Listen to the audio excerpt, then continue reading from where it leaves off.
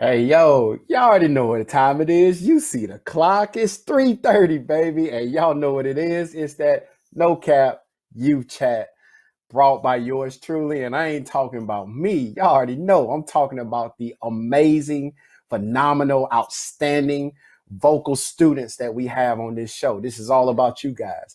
And today, look, is no different. We brought back some of our great guests from the past because today's topic is centered around something very heavy, and that's very near and dear to our hearts. And so, look, y'all already know it ain't. This show is all about these students being raw, being authentic, giving you that real, no cap, baby. So, look, let's go ahead and get this thing started. Let me introduce you to these super dope students that we got on. First and foremost, I call him Mister So Fresh, So Clean. My guy, Mr. Kedrick, senior, currently this year, graduated, getting ready to head off to Kennesaw State University. What up, Key? How you doing, big dog? Glee. I never fail. I never fail. I never fail. Never fail. There What's you happening with go. y'all? I told y'all, man. There he is. Look, hey, and look, I couldn't be a show without the amazing, phenomenal Miss Liana, senior, who's graduating this year, heading to the Albany State University. What's up, Lee? How you doing, girl? Hey, how y'all doing? Had to rep Atlanta today. Yes, the Falcons still suck, but that's not about this show. Look and look, of course, y'all know him. Y'all know him, the man with the plan, the man with the phenomenal beard, Mr. Morehouse himself. Y'all show some love to Mr. Javier. What's up, big dog? Man, that Joker's beard done grew. Y'all see Pastor D still on the struggle bus, but it's all good. Look, it's so great to have all y'all on the show today. Listen, we've been chopping it up this week. The world knows and has been seeing our topic for today, man. And man, we just want to jump straight into it. Of course, this incident that's occurred right here in the state of Georgia, down in Brunswick, uh, what people thought was going to be overpowered by the current COVID-19 epidemic has risen high above it in recent weeks. And it's all centered around a phenomenal young man by the name of Ahmaud Arbery, 25-year-old who was gunned down this past February. And it's taken over 2 months, y'all, 2 months for there to be some legal action and steps taken. So to all of you that aren't very familiar with the topic, there was a young man who was out running, 25-year-old. He was out running, something that he does all the time. And while he was out running, he was spotted by a father and son duo. And from their standpoint, they called 911 to say, hey, they've had a string of robberies in the neighborhood, and this particular African American male fit the description of possible people who have been breaking into houses. And so instead of waiting for the police officers to do what they do, these two gentlemen decided to take matters into their own hands. And from the what we've been hearing in the news reports, what we've been gathering from the police reports, uh, they went after the young man while he was jogging. They tried to cut him off. They made a lot of attempts to cut him off, but they weren't successful. He just ran around them, and so they sped ahead, stopped their truck. Uh, the father stayed in the bed of the truck. The son was on the street, and as Mr. Arbery was running, they said that he went around the truck initially, and then there was a shot that rang out. And so he began to wrestle with the son, uh, and more shots rang out. And of course, the video has surfaced, and it's very heavy. But of course, this young man did not make it. And so what has occurred is there was a silence for about 2 months because the father was a former police officer for the Glenn County Police Department who's investigating this particular incident. And so it got real silent. And this video surfaced, and it's caused an absolute outrage. And so we wanted to just bring everybody up to date. Of course, the GBI has gotten involved and have made an arrest with the two, and they're looking into the charges that will be pressed and so forth and so on. So, look, we wanted to bring this topic and speak about this topic today, guys, because it's often that, you know, us older generations, we feel this, and we take action, we go protest, and but I've never really got to hear from the younger generation, you guys, and you guys' voice, you guys' words on this matter mean so much to me, and of course everybody around the world. So I know this may be a heavy topic for everybody today, but I think it's one that's needed to be addressed from the student's perspective. Right there, you can see the young man. I heard he was outstanding, phenomenal, just an amazing young guy. And we lost another one, you know. And so, look, man, I got two males on here in particular, Kedrick and Javian, man. Javian, let's start with you, man, because you're closer to age to this young man. You're in college. You know, what were your thoughts that ran through your head when you first heard it, and also when you first saw it? Well, when I first heard about it, when I first saw the video and saw all the responses on social media, my first reaction wasn't to go and post, but I actually just sat there. You know, as soon as I saw it, I sat there and just thought about everything.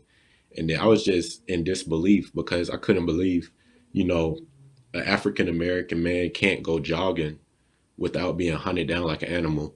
But we see white people every day standing outside with guns, you know, and they call it a protest, but we can't even jog around a neighborhood without being killed.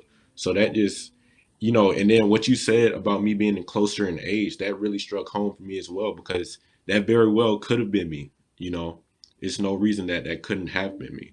So just thinking about that, and then just thinking about, you know, where African Americans have come from, what we've went through in America, and the fact that, you know, the point is, you know, daily illustrated that America does not have our best interests.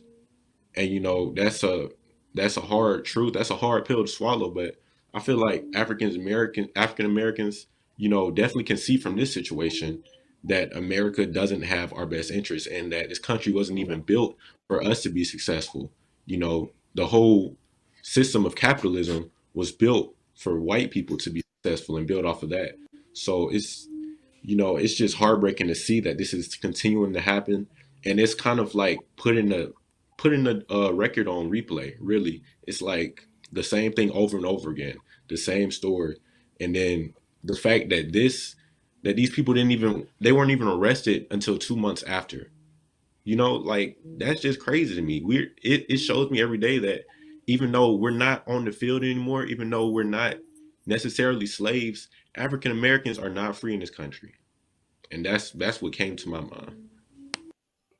And man, I think you are very validated in what you're saying. And listen, everybody out there, this is by no means an attack. This ain't got nothing to do with no type of us talking about that race. No, no, no, no, no. This is all about the incident. This is all about something that continues to occur with a certain demographic by another demographic. And so please do not take what these students are saying, their emotion, their feelings, what comes from, do not take it personal. Please don't take it personal. But this is just coming from their standpoint. This is how they feel. This is how they feel. And so, you know, if you hear my students say white people or whatever, this has nothing to do with being racial.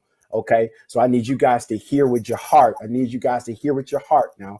I need you to be smart with this thing. Okay. And so look, Kedrick, you're another male, man, a young male, one who we know has an amazing future ahead of him. You know, when you first heard the news, when you first saw the video? Like, what came to mind? Honestly, when I first heard it and saw it, it was scary to me. I was Words really can't describe it, but like I would be like beyond upset because I'm an African American male. I'm going off to college, making my own decisions. Not only me, but literally all the males and females out there. We're all about to make our own decisions, and we have to be careful on, like, we just have to be careful. We don't want to be another statistic. We don't. I see what our parents mean by, be careful. They're teaching us really because we just can't be out in this world just being another statistic. We just have to keep, we have to prove them wrong. That's all I'm really trying to say. We just have to show that we are really what we mean. And I'm just like, honestly, I have no words. I'm just like furious at this point. I really can't say too much right now. Just that Understandable, furious. man. I understand. Liana, and one of our leaders in the ministry, a young African American woman. What was your take on seeing another male, another young man, in this situation, similar to Trayvon Martin, similar to Sandra Bland, just stuff just so random and just so out of the blue. Like, for you as a female, what was your take when you first heard the news and saw the video? When I first heard the news and saw the video, it was sad because when you look, when you look at the video, it stops your heart. Like, you just really can't believe it. Like, you can see it very vividly in the video. So it just makes you think of the people around you with Kedrick, Javian, TJ. Those people are like my brothers to me. So I just think, like, dang, it could have been them. And what's so crazy, I had to write an essay last night for my dual enrollment class, which the only African American female. So it asked, is America a great place to live in? Like, what's so great about America? And I just couldn't write it, like especially after all this. I just had to take some time and actually think, because this system is really crazy. I just can't believe it. Yep. And listen. One thing that I need everybody out there to understand: we are a very strong body of believers. Okay, and so one thing I want to say to everybody that's watching: God did not give us no spirit of fear. Okay, and that's what we stand on. We understand that He's our refuge. We understand that He's our cover. We understand that we go to Him and He's got us no matter what. And so, I've talked to a lot of students about this incident, and you can hear the emotion, you can hear the pain. Kedrick, man, you shaking, bro. And from me to you, I want y'all to understand that it's okay. It's okay for those emotions to be there, that anger, that sadness. Even me being a father, man, I had gotten to a place when I first saw the video, I was cooking, y'all.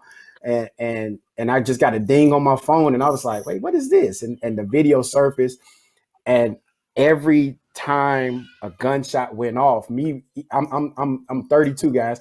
I felt it in my stomach, and I'm an emotional person. And the first thing that I think about is my sons. I think about you guys, who all of my males are in the ministry. I think about anybody that we have, that I've had the honor and the privilege of being a mentor to, being just whatever. And for me, it was emotional. Like you said, Liana, it's like we can't go jogging. We can't relax in the comfort of our homes. We can't assist nobody in a car crash. We can't have our cell phones. We can't leave a party safely. We can't play our music too loud. We can't sell CDs. We can't sleep in peace. We can't walk to the store.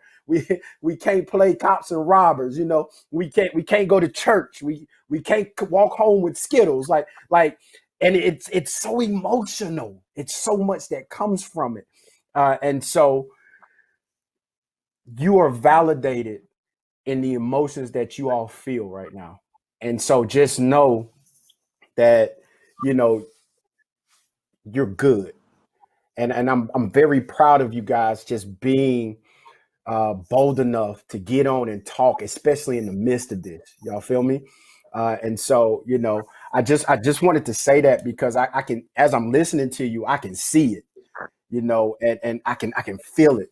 And so, you know, my I guess my question now to you guys, Liana, when you think about the future, like you're going to be a mother one day, you're going to be an auntie one day, you're going to be um, in a position where you know you got a brother, you got an older brother. Like, where is your head as a student? Like, where's your head now when you think futuristically? Like for your future kids, like what are your thoughts? My thoughts are that I just want to educate other people about what's going on. You know, one of the things about our age demographics that we're not really scared to talk or speak. Like now, we are very bold. Like when we say something, want to do something, we mean it and are about action. So I would just want to teach people, not only the African American community, but people of other cultures and other races about what is going on and how we can change to create an environment that our children, grandchildren, everybody can just wake up and just feel safe. Like I know it's going to be a long road, but my goal is just to educate people on what's going on right now. I love it. I love it. I love it. I love it. And Javian, I heard you earlier, man, where you know the feeling is mutual with a lot of folks. It feels like you know we don't, as African Americans, the more we take two steps forward, we get knocked back five steps from an emotional standpoint. You know, and I heard you make mention that it feels like we don't have a place in this nation, and I felt that, man. I felt that, and so you know, you being a young man, you being a future father, you know, what do you feel when you think about your future kids, man? If you have a future son, a future daughter, like, what do you feel?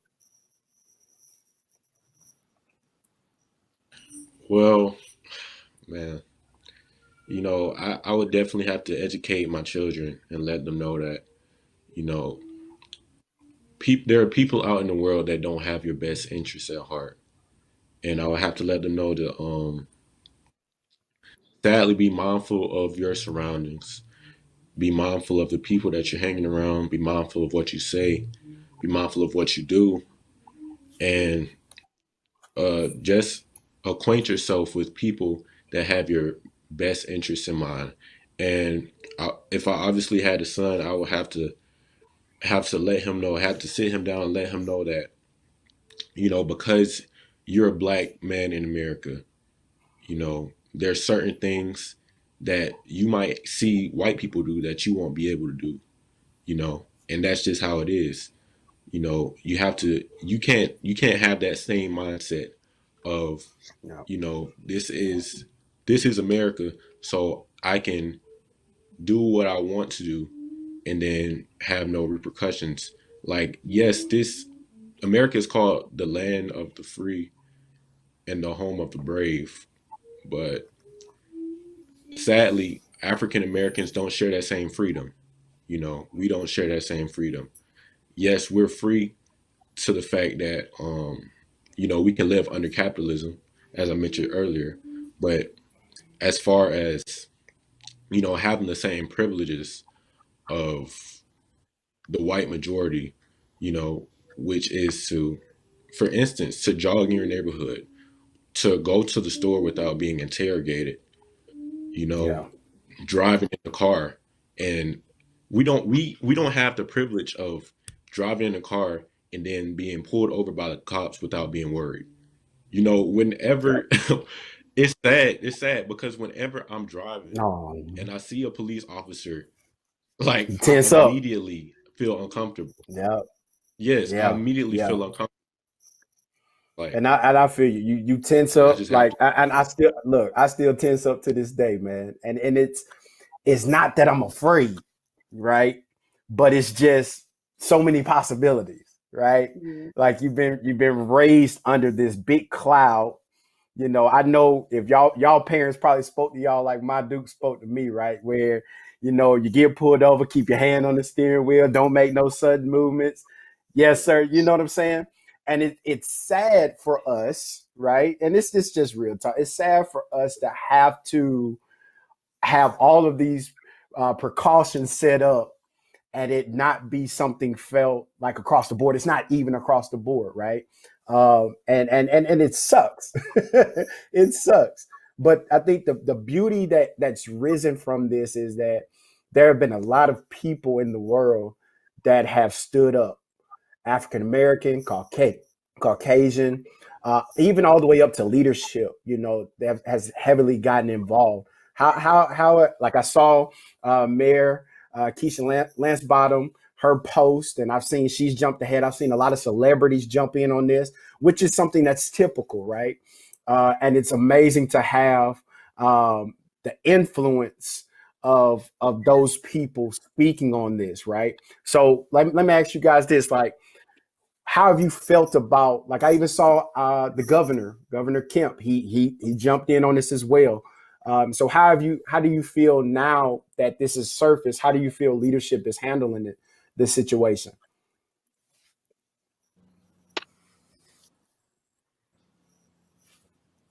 Anybody? Well, I feel like honestly, I don't know. It's just I'm going back to my thought. Like I feel like the best Yeah, interests of African Americans are definitely not in the thought of leadership. And it definitely wasn't even in the thought of our founding fathers when they made the Declaration of Independence.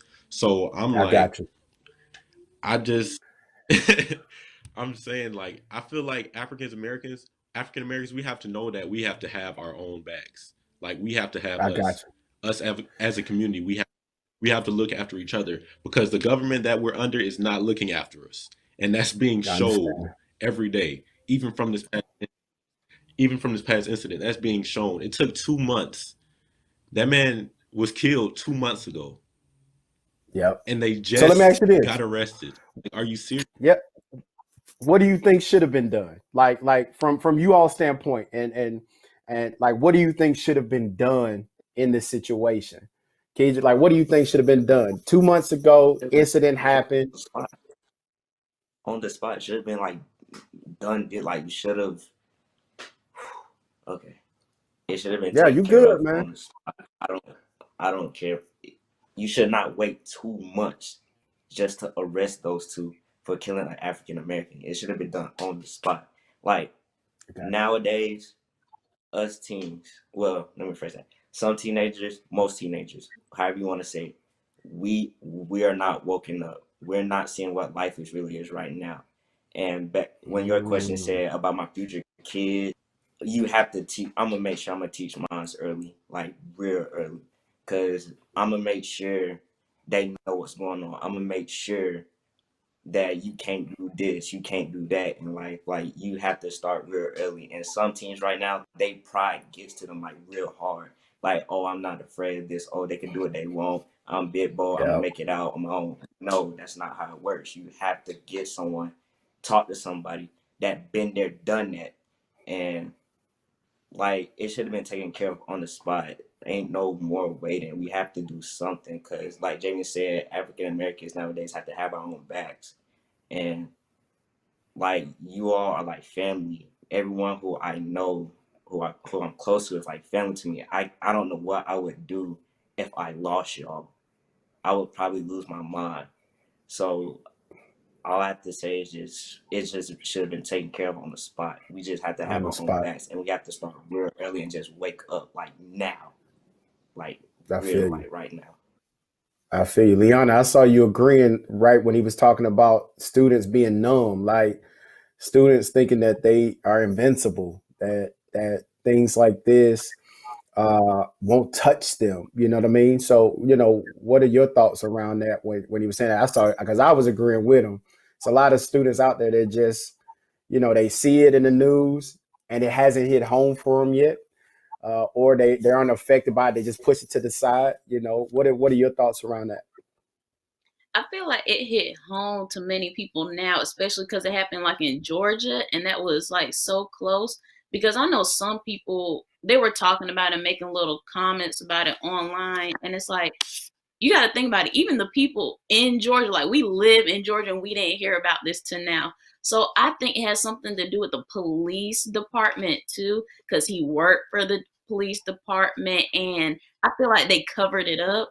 So we should like either the case should be taken somewhere else or you have to really investigate those police officers because he worked for that particular police department. So I think that's probably where it all starts. And I'm probably because I know I'm so close to my mom, I feel like they should do more to get her closure because she's probably Yeah. never gonna feel the same after losing her child.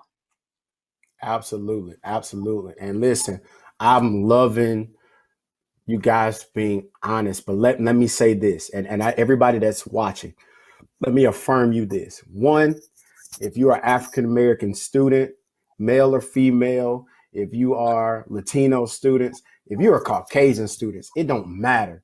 If you're a human being, let me say it like this. Let me say it like this. You are not a second class citizen. You feel me? Like you aren't taking a back seat. I know it feels like it at times, but I need you to keep your mind in the game. I need you to keep your mind focused, because the reality, you were created with a purpose. You were created with the very just strategic details from God Himself. And so I don't want you to think that I know the traumatization will come for us every time something like this happens. We'll keep feeling that, and sometimes it'll push us into our little bubbles and push us and I understand that, but I need you to stand up. I need you to get out that phone. You feel me? I need you to get out that phone because you, as a student, I ain't even talking to adults. All of y'all, like I look at you guys as change agents. You see it, generational changers, change agents. Like you guys got next. You guys are getting ready to prepare to take the reins and be in positions to where you guys can vote. You guys can be in seats of politics. You guys can be judges. You guys can take these seats and you guys can literally change the world, hold the world accountable. We had some of the greats in the past, Dr. King, say, if we're going to be created equal, we're going to be created. We're going to hold you accountable to that promise. We're going to hold you accountable to that creed, And so, JV, my words to you, man. I love your passion, boy. You had that whole, like I'm listening, but you had that whole Malcolm X thing riled up in me. But I understand, as the Black community, these are students talking to you. These are their hearts. We've got to come together more. We've got, and we hear it so much. I know y'all hear it. We got to come together more. We've got to be willing to drop pride. We've got to be willing to stand tall together, to be educated more. And I love that y'all are talking about education. We've got to be in tune as one. Not listen, and we ain't talking about going out there and tearing the worlds up and saying to no, this is not what these students are talking about. But they're thinking for the now and the future. And I know that if this is their heart, this is your heart right there at the house. And so look, I want to get. Oh, go ahead, Keith. Go ahead. And then in the video, I don't know if like you would heard it like clearly, but I heard my man scream, like literally had that grunt in him. And when he was Yeah, walking away, he fell. I yeah, just need just one from everybody. Please be realistic. Wake up, cause right now this can be. I'm God forbid this can be like either one of y'all or anyone's family, but this can be one of y'all's family members or something. Please wake up, yeah, cause right now this we have to live I know many people are out there wants to make this world a better place. Yep. Please try your hardest. Take this serious. Make this a better place for everybody. I don't want you can't just imagine. I don't want no one's kids or anyone's family members, not even my mom's, if when I have one. I don't want Yeah. him or her to wake up saying, "Dad, what kind of world we live in? What is going to happen now?" I don't. None of us want us to live in that type of world. So I just want everybody just to wake up, be realistic, and try like your hardest to make this world a better place. Because right now we are falling, and we have to make sure we come together, like as a community, as a group, just to make this right. And that's really all I I'm love it. asking. Man, I love it, man. I love it. I appreciate that, man. I appreciate that. I appreciate you saying that. Javian, you got anything for students out there or people out there in general? Uh, like, what's your words of encouragement to them? What's your words of love to them? You know? Yeah. Well, I would say I know everybody feels angry. There's a lot of anger involved in this whole situation, a lot of anger involved in the repetition of African Americans being killed. But just as Kedrick said, we do have to be realistic. And we have to acknowledge, first of all, we have to acknowledge the environment that we're in. We got to acknowledge the country that we're in, the state that the black community is in. And we have to acknowledge the fact that we don't necessarily, we aren't necessarily the first thing that comes to mind when America talks about its citizens. So that being said, we have to be mindful of our surroundings. Once again, we have to educate our own family. We got to educate our children, educate our young black men and let them know that this is the procedure. This is what you do when you go outside. And this is how you act. This is how you react. Because when we let anger get the best of us, we've seen it. We've seen it a lot of times when young African Americans got angry because of how the police officers were treating them, which is justifiable. But with that anger, you have to be wise with that anger because they will hold that anger against you. You know, they will hold that anger against you and then try to place the blame on you for having a natural human reaction. So we have Yeah. to, first of all, we got to tell ourselves who we are because God already told us who we are. God tells us who we are through his word. So we have to remember who we are. Don't let anybody else define you and hold yourself hold yourself up. We got to have each other's back and hold your brothers back up as well because we got to have each other. Because if we don't got each other, we don't have anything. Absolutely. Absolutely. Liana, speaking for all my young African American queens out there, talk to me, girl. What are your words to your age, to the community, to this nation?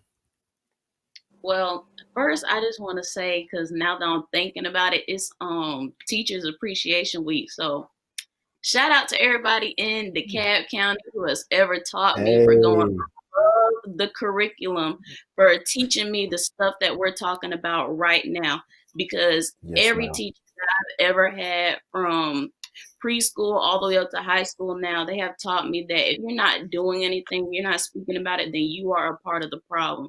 So for them going above and beyond to teach me how to be the young African American woman I am today, I just want to say thank you. And that we're going to get through this. It just takes time. Like, it just really takes time. But all we have to do is keep faith and believe because God has the final say so. So he's going to get us through this. Absolutely. Absolutely. Absolutely. Listen, y'all, I can't let this topic go without giving you guys words of encouragement. One, I'm so proud of each one of y'all for being bold, being honest, being upfront, and being raw. I know this topic was heavy. We got a little emotional. Pastor D's voice started to quiver a little bit, but I had to bring it back in. And I say that because of how just sitting back and listening to y'all, like I know that if you're speaking like this, there are so many students out there just like you. And I know the world is going to be in excellent hands, excellent hands with leadership like you, with mentalities like you, with hearts and passions with God like you that you have. And so, like, I know that these times are never easy out there, y'all. So I know I got parents watching, I got younger students watching, I've got some of the older gen. Look, I know these times are never easy. Worry, fear, despair, us thinking about the past starts to creep in, us holding our children closer and thinking about, do I give them that one last listen? I know it's not easy, but I want to leave you with three things. Isaiah 41, chapter 41, verse 10 says it like this: do not fear, for I am with you. Do not be dismayed, for I am God. I will strengthen you and help you. I will uphold you with my righteous hand.